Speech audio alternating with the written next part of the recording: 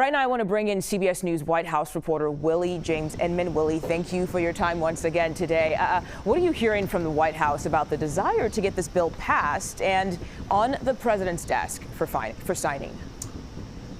Hey there, Mugo. Well, the president set that deadline essentially because it would be a nice deadline to touch off celebrating America's birthday. Of course, July 4th. Being Independence Day, the president here at the White House to celebrate that event likely will be here, I should say. But the White House is keenly focused on getting this done, essentially saying that it would be an ultimate betrayal if Republicans do not move this legislation forward, if this bill isn't passed. And the official administration policy that came out over the weekend said that this is part of that promises made, promises kept. That campaign slogan that the president and his surrogates used throughout the 2024 presidential campaign. Remember, this includes some key provisions that the president wants to see, like no taxes on tips, no taxes on overtime.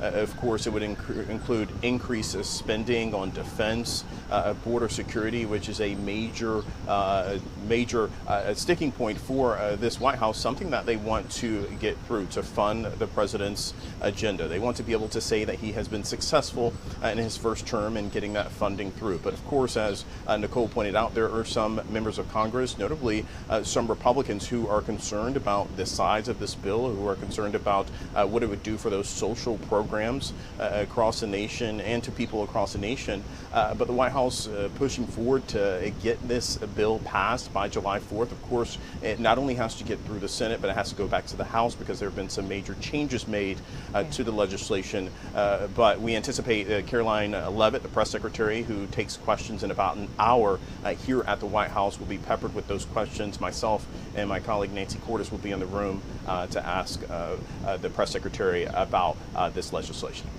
Willie, I want to pivot here real quick and ask you about Harvard, because the Trump administration has sent a letter to Harvard University notifying them that the Office of Civil Rights has found the university in violation of Title VI of the Civil Rights Act. What can you tell us about this?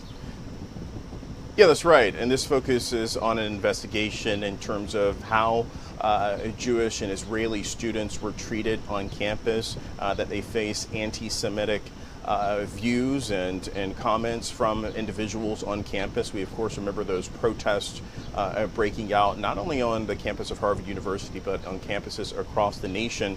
And I'll read part of that statement from the administration, according to this letter, which CBS News has reviewed. It says, failure to institute adequate changes immediately will result in the loss of all federal financial resources and continue to affect Harvard's relationship with the federal government. We, of course, know that Harvard has been challenged by the federal government, by the Trump administration, in losing federal funding for different programs that it needs and depends on. But Harvard also had a response to this as well. They essentially said that anti-Semitism is a serious problem, no matter the context, but they then went on to say that Harvard has made significant strides to combat bigotry, hate, and bias. We are not alone in confronting this challenge and recognize that this work is ongoing.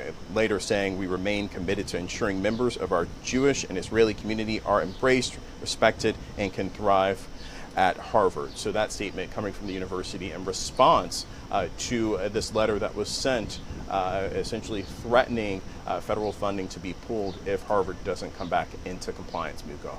Okay, Willie James Inman at the White House for us today. Thank you for your reporting.